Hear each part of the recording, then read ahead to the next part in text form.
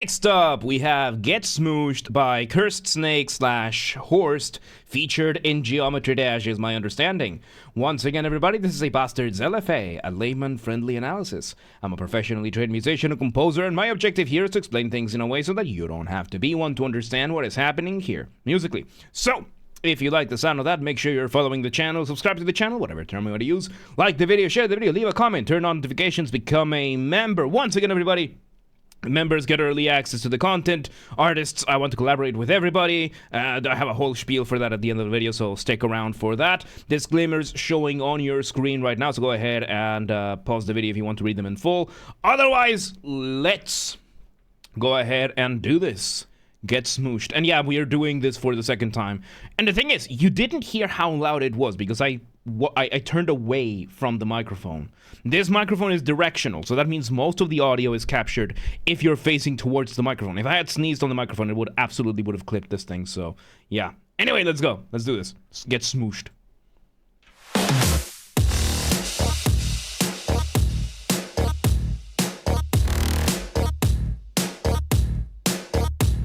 Oh, okay, so we start with three components. One, we have the drums giving us this really, really cool rhythm. Very, very nice and straightforward. Very heavy rhythm, beat, so to speak. Then we have a bass very much going almost hand in hand with the drums, following that beat.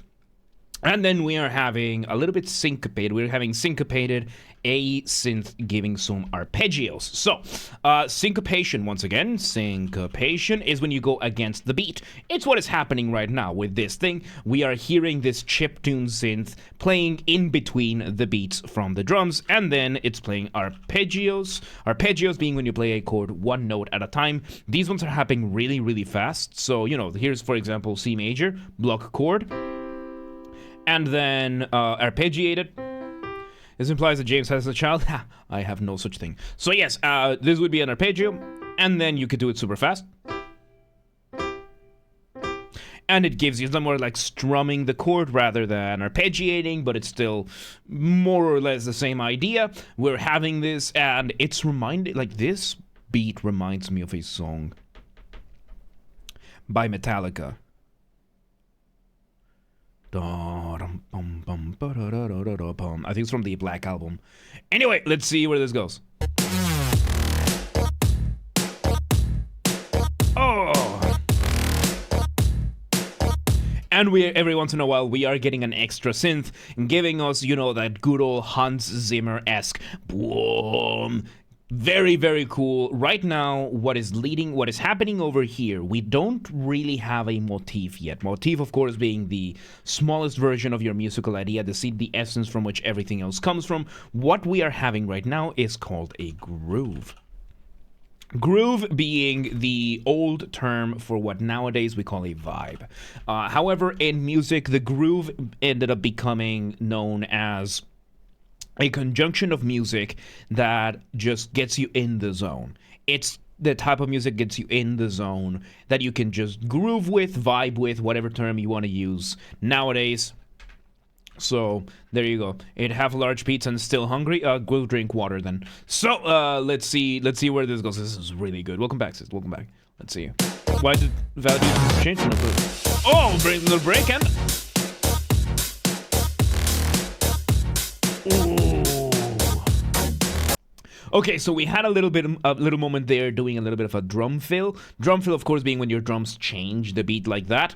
And now we are bringing a variation of the groove, adding two elements. Number one, we have added the hi-hat. We're adding more of the hi-hat. And then we are having another synth playing syncopated still, going from one ear to another, being panned. So the concept of panning in audio is when you focus on one channel, when you have your audio doing one channel. So nowadays, audio in general, you can have your audio file, your sound splitting into multiple channels. There's several standards that we have. Number one is going to be mono, which is a single channel audio, which no matter how many speakers you have, you only have one track to split the audio through. Then we have stereo, which is the current standard that we have, which is 2 channels.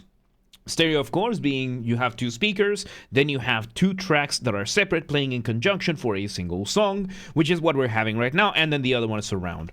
Surround gets a little bit more complicated because there's more variations of it. Right now we have, as far as I know, there's 3.1, 5.1, 7.1, and I think some theaters might have 9.1. Maybe some out like the Las Vegas Sphere might have something like 11.1, and the way these work, right? So the 0.1 stands for the subwoofer. My understanding is that it's a subwoofer, the bass speaker, and then 3 means that you have 3 channels, 5 means you have 5 channels for extra speakers as you surround yourself with speakers. Of course, nowadays, the standard that we still have for most people is stereo, which means 2 channels. And these channels are usually divided into left and right because, you know, human beings, left ear, right ear, the overwhelming majority of us still have both working. So there is that. So you have left ear, right ear, then you have you over here in the middle, all happy, deformed, and bald, therefore evil. And the way it works, right? So you're going to have 2 audio tracks playing at the same time. Let's give an example. Let's say we have a guitar track playing and we decide, or I don't even need to give you an example, theoretical. I have this thing over here. So the way it works, when you have an audio track playing, let's say, it's like, welcome to Layman, how you doing? So let's say I have this C major chord playing and it's centered, right? What this means is that it is playing on both the left ear and the right ear at the same volume. So when you have a track playing at full volume in both ears, it's just going to sound like it comes from the front. However, if you start lowering the volume on one ear, the further you lower the volume on that one, the further to the other ear it's going to start sounding. Yes, that is like tomorrow we have a jam and shred. So yes, we're having that, and in this case, for example, we have C major. And if I move this here, we have the panning. Most tools nowadays, they don't have you like, oh, turn up or down the volume here. They just give you a slider, right? So I can start turning the slider over here. And the more I start turning it to the left, the quieter it gets on the right ear until it becomes only listenable on the left ear. And same for the opposite way, right? Where it goes all the way down to no volume on the right ear and everything. There are a couple of other techniques that you can do that allow you to have the sound like it's coming from the back or stuff like that. But in general, this is how it works, right? So we are now having, it is weird. Yes, it is weird, and right now we are having one of 2 ways. It's either, there's 2 types of panning that I've noticed. One is passive and one is active. Passive panning means, at least for that I mean, that at the start of the composition process, I determine, okay, this guitar is going to be on the left ear and it stays there. Active panning means that, okay, it starts here, but from this time to this time it's going to switch over to the left ear, and from this time you're going to hear it gradually changing back to the other ear. It happens, right? And in this case, what we are getting is that we are getting another synth being panned left to right. It could be 2 separate tracks. It could be one track being actively panned. Both of them, given how spaced out the hits are, could be either way. So, too much recently, I had a song that is basically just about panning. Oh, there you go. It's a good exercise. It's a good exercise. Let's see where this goes. So yeah, you should be able to hear. Like very syncopated. Ooh, a little break there, and we finally bring a motif, a melodic motif. 45 seconds in, we finally get our first melody going on. Joao, welcome today. How you doing? So yes, now we bring in an actual melodic motif after we've spent a good chunk of the time just grooving. This is really cool. Let's see where it goes. Oh, the groove is so good. And we're keeping... So we have the same rhythm that we had before. We just got rid of the chiptune the high chip tune. Everything else has stayed pretty much the same. Here we go. And then there's the melody on top of it. Oh, it's a really cool motif too. And the motif also starts a little syncopated.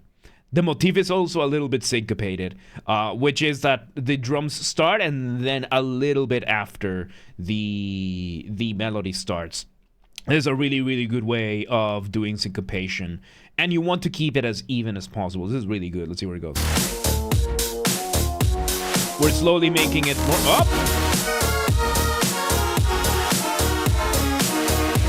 Okay, so we have a brief moment of like fading out and back in the drums, and now we bring in like a chords version of the motif, which is of course just counterpoint. We bring counterpoint in, and we have layered multiple versions of the melody doing different things. It sounds like we're having both parallel and contrary motion at the same time in this, because we're having like 3 or 4 layers of this melody. So let me give you the thing, right? So counterpoint is a study of melodies, how they develop, how they interact with one another, usually in the context of 2 or more notes at the same time. And counterpoint is usually measured in motion. There are 3 main types. There's parallel, there's similar, and then there's contrary. Parallel motion is when you have 2 melodic shapes doing the same, 2 melodies doing the same melodic shape, just from different points in the scale. So for example, we can have this C major, and then we can do that same shape starting from a different point. And if we do them together, we have this very, very lovely melody. Contrary motion, similar motion means that they are mostly doing the same thing, but they are not doing the exact same thing. Like, they might be going the same direction, they're not really doing the same exact thing. Of course, I use the example from the Invention in D minor, right, from Johann Sebastian Bach.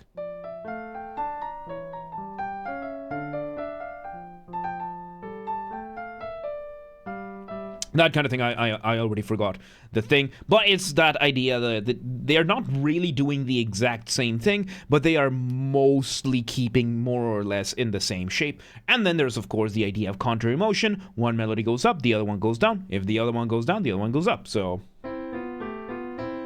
that's simple. And right now, it seems that we are having a combination of all 3.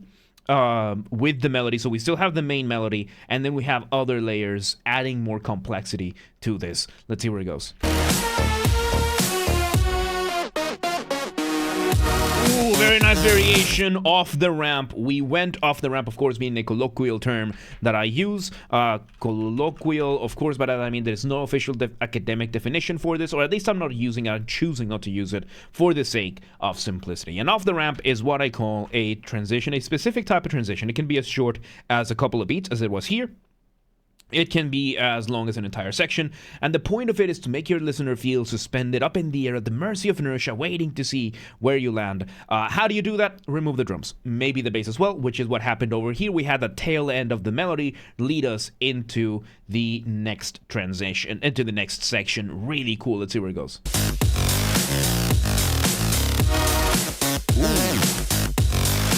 Oh, and now we are having the bass. So we bring back the rhythms. We're doing basically the same thing as we did before, but now we are having an inverted version of the melody in the bass. So the cool thing is that the original melody was mostly going downwards. Now we're having the bass mostly going upwards. So what's the known colloquial term going off the ramp? Depends on the genre, depends on the song.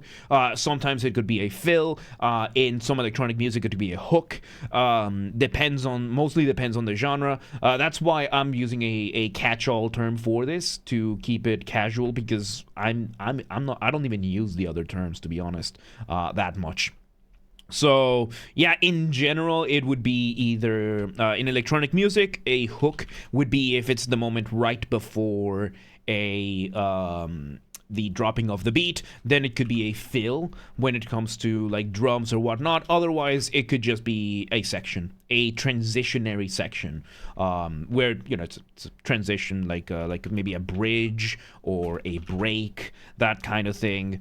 So yeah, like there are many variations of this, but I just use the catch-all term. to keep it nice and simple. So now, as I said, we're doing an inverted version of the motif. So inversion is a way that you can develop your material with, which is to flip music upside down, to flip whatever you're doing upside down. So for example, let's bring back the keyboard. Royal, welcome today. How you doing? Let's bring this very simple C major thing, right? So let's say we have this very simple C major motif. If we were to invert it, therefore now it's going to play the opposite way. It's that simple. Of course, the more complicated your melody, the more complicated the inversion is going to be. And it's very important not to mix up inversion with retrograde. These are two very, very different things. Inversion is playing something upside down. Retrograde is to play something backwards. So, for example, let's do the same example, right? So, this is the original, this is the inversion, and this is the retrograde. So there's a very, very big difference. And then, of course, we could have the retrograde inversion that we have going over here. Of course, these are terms that are mostly done in, what's it called?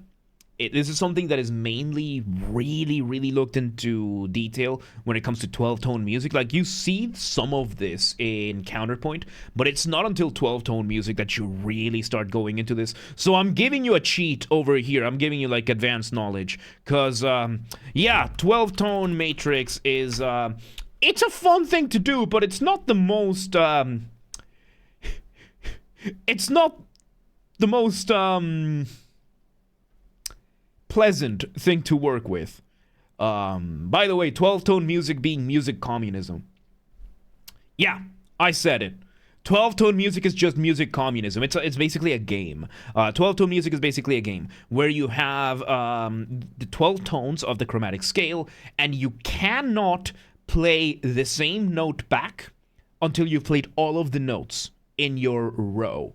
So in this case, for example, I have, what did I write here? I have C, F, G sharp, C sharp, E, F sharp, G, A sharp, B, A, D sharp, and D.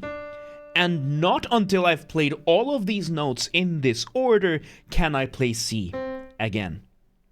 12-tone music is that, like, yes, I could play C multiple times and then go to F, then G sharp, but I can't go back to any of the other notes until I've played all of the notes that preceded. So it's a very fun theoretical to use. The music itself sounds horrible. Like, you come to realize why music needs to be uneven and disproportionate and everything. By the way, if you want to listen, warning, listen to this at your own peril.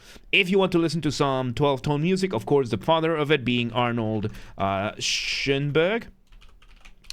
His most infamous 12-tone piece, of course, being his string quartet number 4, which I would say, yeah, listen to this at your own peril. Not Schwarzenegger, the Austrian one. No, Schoenberg. Yeah, no, string quartet number 4. 12-tone music sounds absolutely horrible, and that's kind of the point, because it intellectualizes music so much that it stops being music. But it's a really, really cool, it's really useful intellectually to know these things. It just doesn't sound good. So, yeah, anyway, let's see where this goes. So we're having the inverted with the syncopated. Ooh, off the ramp again, and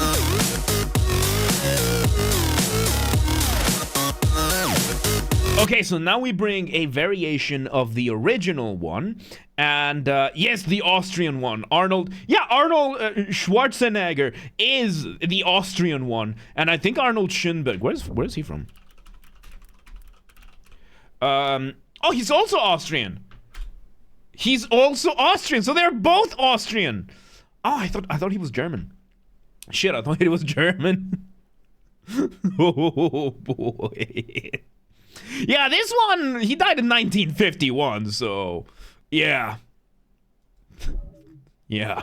Anyway, racist? Thank you. I appreciate it. I live in Hungary. I am legally and morally obligated by immigration law to be racist. So yeah, there you go. All right, so let's see where this goes. So now we are having a variation of the original motif being done in a in a doubling. We bring in the higher synth doubling, of course, being when you play one melody being played by multiple instruments. We're having this. What happened? Oh yeah, I was talking about Arnold Schoenberg, and then Arnold Schwarzenegger came up in conversation, and I forgot that Arnold Schoenberg is also Austrian. So yeah, time with a chat from a girls, college culture, college equals racism. Look, okay, I'm gonna put it on this video just for the lols. My favorite thing about Hungarian racists is that they don't care what race you are as long as you're just as racist. Like for Hungarians is I don't care what race you are as long as we can be racists together. That is my favorite part about Hungarians. Do you see black people in there that said black people? No. No, I don't see. I say that about people in general. So for cultural reasons, that's a joke. But yeah, no, it's one of those things that Hungarians are oddly egalitarian when it comes to that kind of stuff. They hate everyone equally. So yeah, but why people calling you racist if Austria and Hungary is to be an empire? Because I'm from neither. I'm from neither of the places. And yeah, call me whatever you want. I don't care. Let's see where this goes.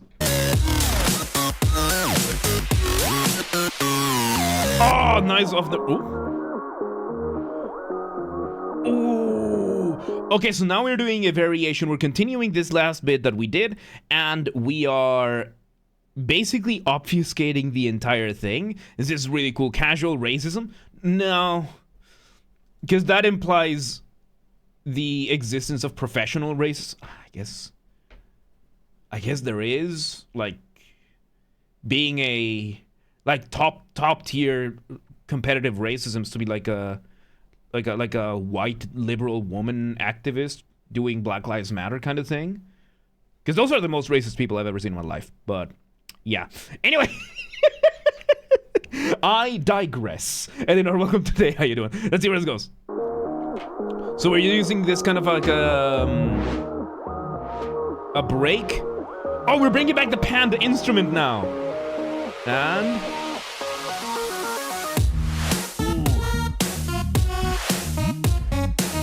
oh, so we do not bring a stop talking about racism. Now I want to talk about it more. So we now bring a variation of the drums. It's the same beat of the drums. They're just filtered a little bit different, so they sound a little bit different. But IRS. Okay, I'm reading that one, and then we're done with the racism conversation. More racist doesn't mean better at being racist.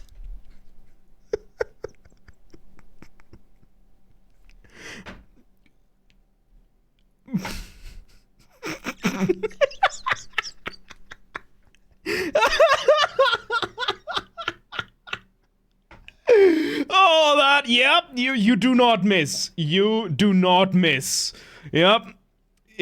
Oh, God. You gotta be the right kind of racist. There you go.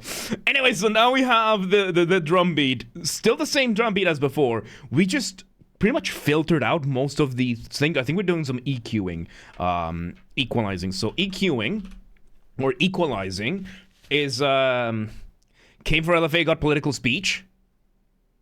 Right, because people believe that race is political now. Right. Okay, so EQing, which is for equalizing. Look, you could believe that everything is political, or you could be happy.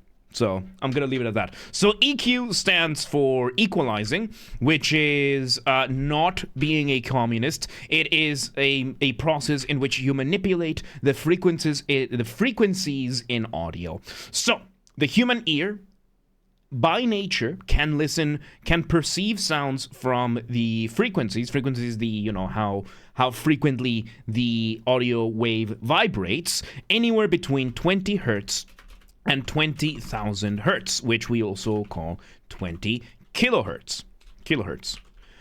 That's what we call them. So anywhere between this is what the human ear is built to be able to perceive. As you grow older, of course, your hearing will be deteriorated because the tissue doesn't fully recover. So by the time you're an adult, chances are you're probably going to have a hearing range of like 25, maybe 30 hertz, all the way to maybe like 19,000, maybe 18,000 hertz, which means younger people can literally hear sounds that older people can't, because older people lose the physical ability to hear them. So that can happen. And equalizing or EQing is the art of taking the spectrum and manipulating it within everything. Because even though what I'm saying right now is moving certain frequencies, this sound still contains every frequency out there. It's just that the vibration is being focused on one part of the spectrum. So the way EQing works is that let's say we have the thing over here. Down here we have 20 hertz, and then on this side we have 20 kilohertz. And the way that EQing works is that we have the audio wave over here that is doing its thing. That was horrible, but I'm going to leave it as that. And then on top of that, you can then determine, okay, 20 kilohertz, by the way, the higher the frequency, the higher the sound, right? So then I can say, okay, I want the frequencies over here to go up. So you manipulate you engage in equalizing and EQing to bring the frequencies up. So it's going to sound brighter. It's going to sound higher pitched, not higher pitched, but the higher end of the spectrum is going to sound more. If you want to do the same with the bass, if you want to make it sound more bassy, you bring this one up. And the opposite, if you wanted to sound less bassy, you turn down the lower frequencies. If you wanted to sound less bright, you turn down the higher frequencies. It's a whole science. There's people that spend years studying how to equalize. It's a very, very technical thing. So, Clearbones, appreciate it. So yes, we're having this going on. It's still the same drums. Let's see where it goes. So Clearbones, take care, right? Take good care. So while we bring this variation of a little bit of counterpoint for the motif.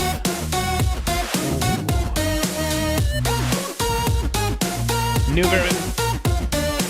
Partial inversion of the motif, which is perfect, which is something you can do. Like you invert part of the motif and then you keep playing the rest of the same idea just from the rest. This can happen. There's so many ways. Let's see where this goes.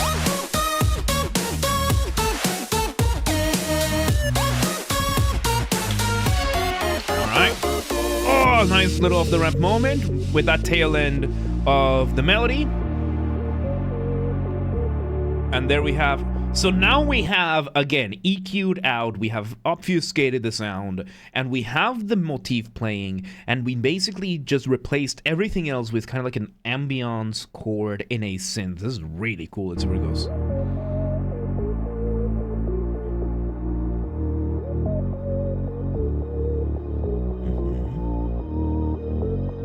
We bring the bass back.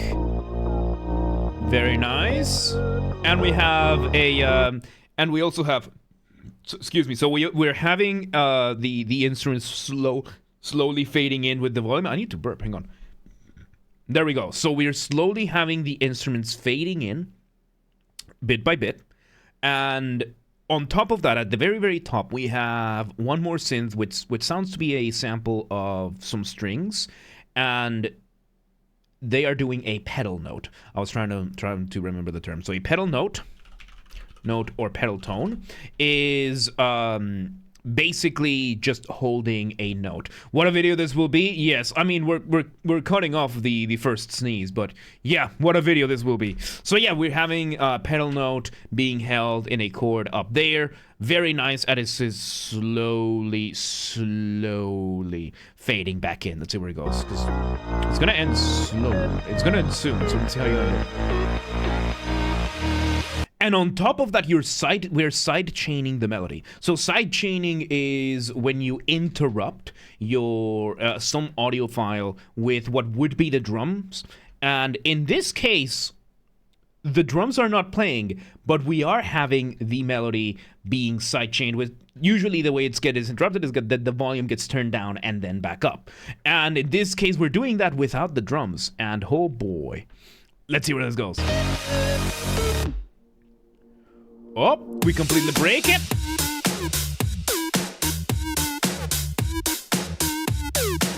So we bring it down, we do a false ending, we bring a drum beat with another variation of the melody, a sillier variation of the melody. Oh my god, shit, what I'm saying. You know, I'm solid 8. Very goofy variation, but it is keeping the motif. Oh, there we go. That final break from before, and oi, no, Asmund, no, stay out of my video. My video. We're not making this about you. So this video has it all, right? This video has it all. Okay, so I was trying to pause the video, and then, well, whatever happens, right? So yeah, there you go. We have one more run of this very silly sounding melody. We get it to the end, and it just ends. It ends so suddenly that when I tried to pause it, it just went straight into the recommended video. So there you go. There you go. That was Get Smooshed by Cursed Snake / Horst, featured in Geometry Dash, is my understanding. Once again, everybody, this has been a Basterd's LFA, a layman-friendly analysis. I'm a professionally trained musician, a composer, and my objective here has been to explain things in a way so that you don't have to be one to understand what's happened here, musically. So, if you're watching this on the YouTube video archive thing, thank you for watching. Make sure you're following the channel, subscribe to the channel, whatever term you're going to use. Like the video, share the video, leave a comment, turn on notifications, become a member. Once again, everybody, if we somehow hit 10,000 subscribers on YouTube before Christmas of 2025, in addition to the fan fiction thing, I will try out a video game voted on by the community. Whatever y'all pick, I'll try it out live on stream. Y'all pick the game. We also have a member offering to do a Discord Nitro giveaway. We might do other kinds of giveaways, that kind of thing. However, this has to be achieved through legitimate and honest means only. No account duping, no botting, no buying followers, no alt accounts, no rat behaviors like that. You go share the videos, the streams with your friends, with your families, with your family's friends, with your friends' families. Those are two very distinct concepts, by the way. Go share them with your online and offline communities. Use the hype function on YouTube. I don't know how it works, but we have a group on the Discord that does. Link down below. Go check out. Go coordinate with them. Yes, artists, Horst, or anybody else on YouTube or otherwise, I want to collaborate. If you want any of my musical skills, whether it is my guitars, my Mongolian throat singing, you know, the good old ooh, ooh, ooh, ooh kind of thing, or regular singing, or voice acting, or you want help figuring out something for your piece, reach out, let me know, we'll make it work. And if you're in the audience and you know somebody, just reach out if they could benefit from my skills. Reach out, let them know. Please do not harass anyone. Please do not spam anyone. Don't be a rat about things. Be cool. Speaking of cools, members get early access to the content. I schedule the videos for the week on Saturdays, and if you're a paid member on YouTube, regardless of your tier, you get access to the videos when I schedule them, at least for the LFAs. So become a member today. If you want to listen to this without me interrupting every 3.5 seconds, I will be linking in the description down below. If you want to request a song and you are not on the live stream, check the pinned comment in the description of this video. If you are on the live stream, you can go ahead and start requesting. And if you want to catch the streams when they happen live, we aim for Monday through Friday, 6 p.m. Central European Time. If you are not in Europe, do not worry. We have the full up-to-date streaming schedule showing in your local time zone in both Discord and Twitch. Both are linked down below. So if you live in El Mirador and you're like, yeah, but what time is 6 p.m. in Hungary? I don't live there. Do not worry. Just go to Discord or Twitch. Both are linked down below, and it's going to show in your local time zone. And follow the gaming channel. I have a gaming channel because, of course, I have a gaming channel. I'm on YouTube. What else could I possibly have? Games are Bastard. Basterd. That's where I put the gaming after show recordings when they happen. They get recorded on the main channel, and then the recordings go there. Link down below, or just search on YouTube. Same username as James R. Basterd. Just swap the J for a G, and you got it. And yeah, there you go. There you go. Get smooshed, cursed snake, horse, geometry dash. Good stuff, man. Good stuff. That was funny. That was funny. But yeah, let's move on. Let's move on.